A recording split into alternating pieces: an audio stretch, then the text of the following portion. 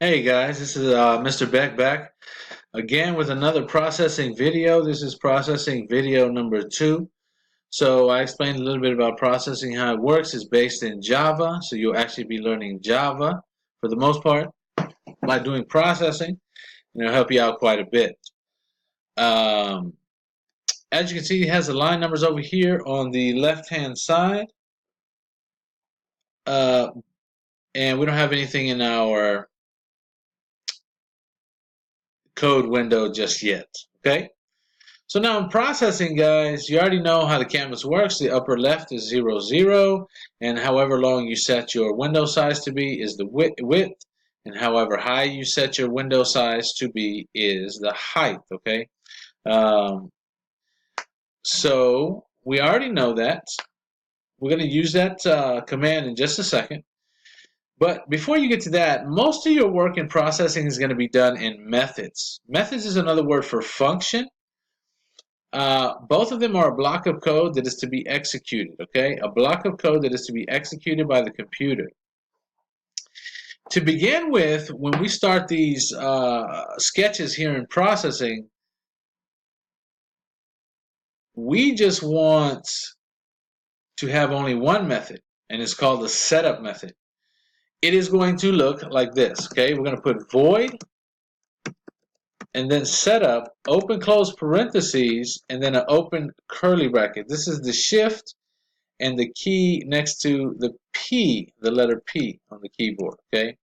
And then closing curly bracket a couple lines down, which is the shift and the next button over, so we can close it there. So this method is called setup, and we know that it's a method because it has open close parentheses here, and these curly brackets just signify that this is the beginning of it and this is the end of it right here, okay? That's basically what they mean.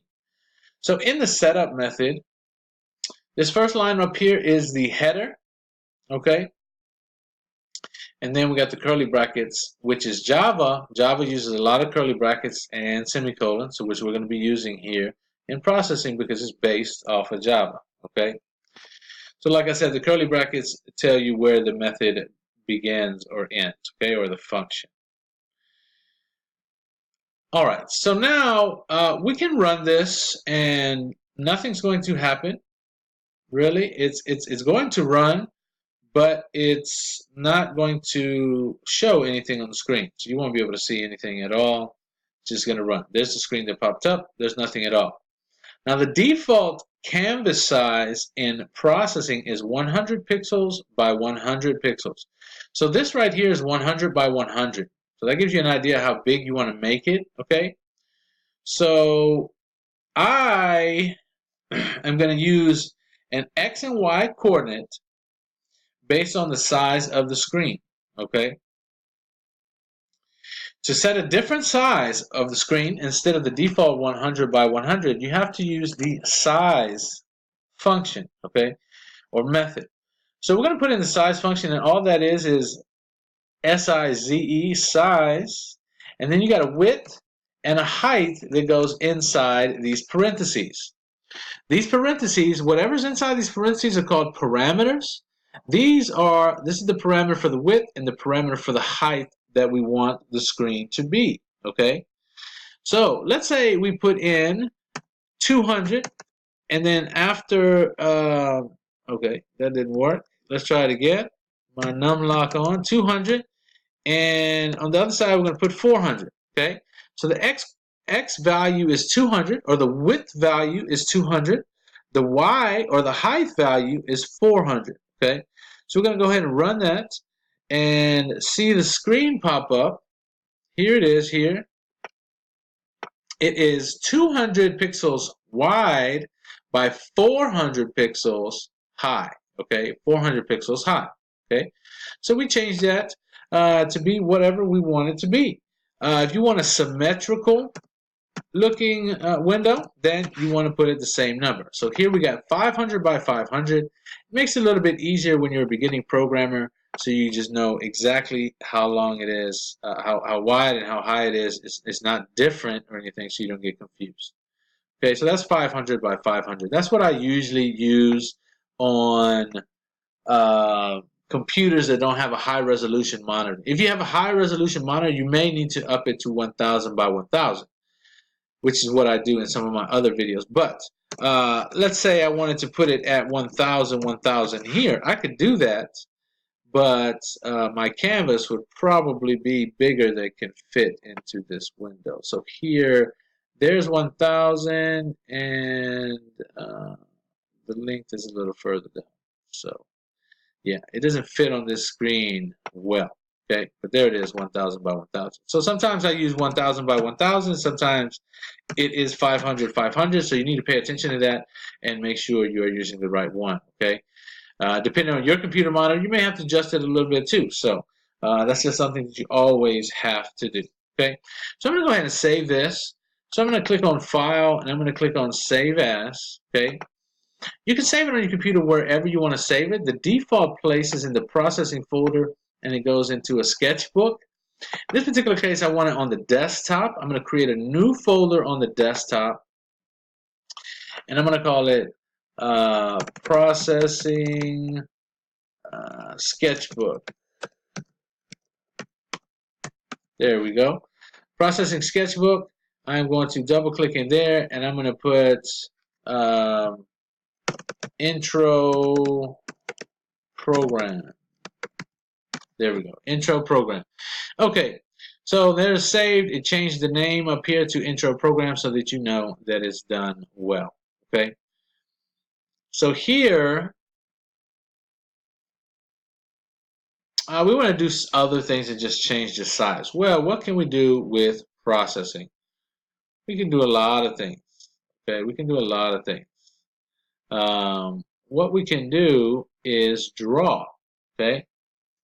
Now, a lot of these commands are going to be a little bit different than Java, but the idea of them is the same, and the way that the numbers are configured is pretty much the same as well. Okay, so what I want to do first is I want to draw a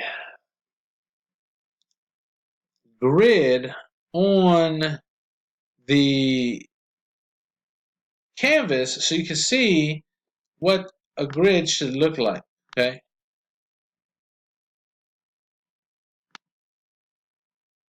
So here's what I'm going to do.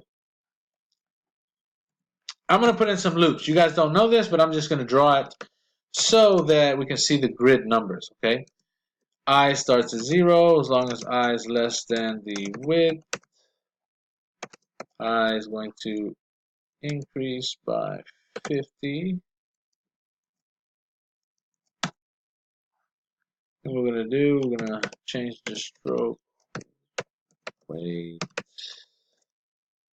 to 3. We're going to learn all these things here pretty shortly. Okay, I just want to put this on there so that you can see what I'm doing actually on the screen.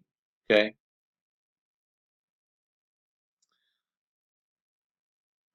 So the stroke.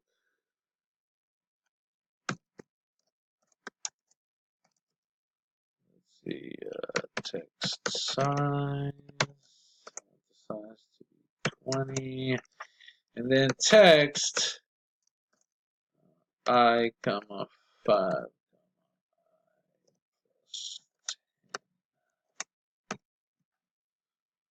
There we go. Let's see what happens here. Okay, I need one more. See, I'm missing a curly bracket here. It tells me that I have a red line here, and it tells me that I'm missing a curly bracket. Okay, so I need to put another curly bracket down there for my program to work properly. So here's the program here. It looks good. I just want the lines to go across. This one is 0 at the top, 50, 100, 150, 200, 250, 300, 350, 400, 450. Okay, so those are good.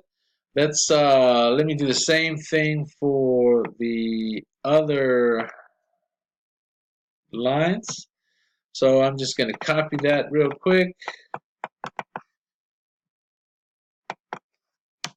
paste it over here, and I'm going to change some numbers up real quick. So instead of width, what do you think we're going to put in here? Maybe height, huh? And then we're going in 50, same thing, stroke at 3. This one has to be changed. This last one is height. This one is I. This one is 0. And this one is I.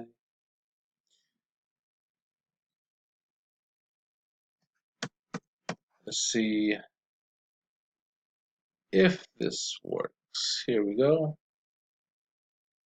Run it one time. Oh, look at that. Nice and neat. So, looks good, sort of. We're moving down the page. So maybe we don't want to do that. Maybe we don't want to move it down the page. So the X is going to be 0 actually. And this, let's just see if we can put it at I and see what happens.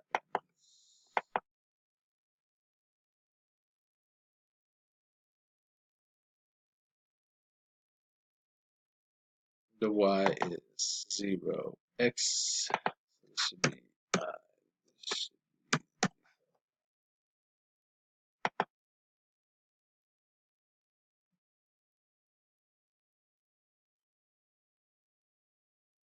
there we go. It's kind of there. So let me see. I 20. Yeah, probably has to come down just a little bit on the Y. So let's say 50 here. Come down. There we go. So that's about right. This is trial and error, guys. Trial and error. So it's not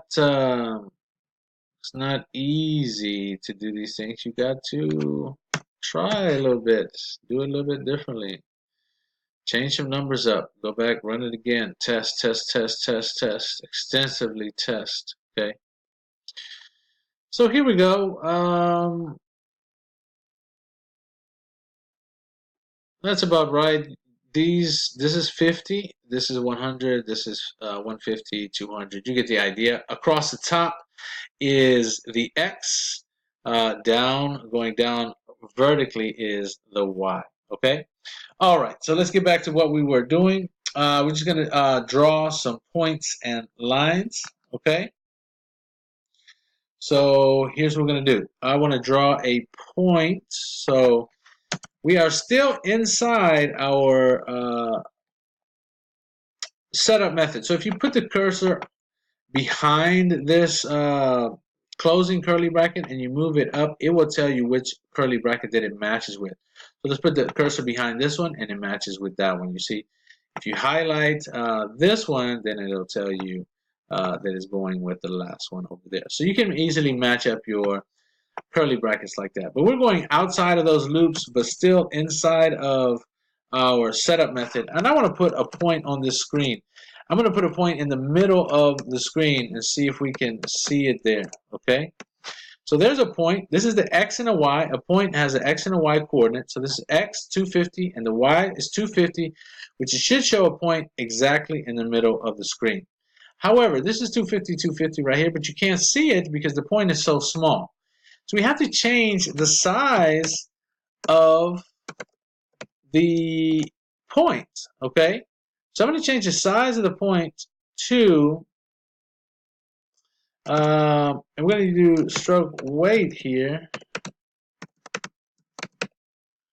We're going to change the size to 5. Let's see if we can see it with 5. So this changes the size of our point there. Stroke weight, default is 0. We're changing it to 5. Still can't see the point right in there. Okay, it is there, but you just can't see it well enough. Let's try 10 then. 10 will set our point up nicely, and there is our point. Finally, you can see it right there in the middle of the screen. So we'll run out of time on this video. I'm going to go ahead and stop there, and I will pick it up on the next video right here where we just left off. All right. Thank you. See you next time.